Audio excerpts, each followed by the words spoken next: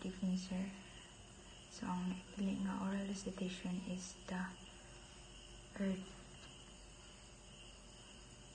So, Earth that is surrounded by a life-supporting atmosphere and is the only planet on which life is known to exist. So, ang planet Earth is the third planet, which is ang una is Mercury, kadua is Venus, then ang katulo is muna ang planet Earth, which is diha ning exist ang life. So, nga nag-support og atmosphere. So there are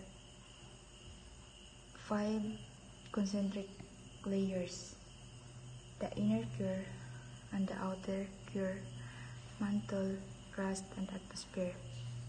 The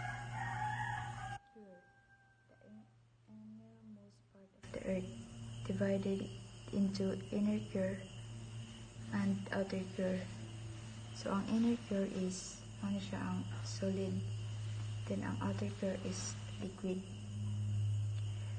Earth's magnetic field is believed to be the result of the movement of liquid metal in the outer core. So next is mantle, the intermediate zone of the Earth between the crust and the core, accounting 82% of the Earth's volume. So ang mantle divide into upper mantle and lower mantle. Mantle is boundary between the mantle and crust. So the mantle is composed of primarily of magnesium, silicon, and oxygen in the form of silicate minerals. So lastly is the crust.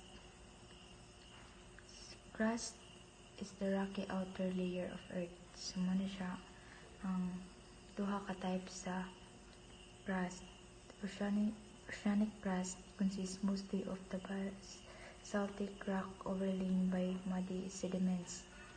And next is the continental crust, largely granite composition and is more complex in its structure.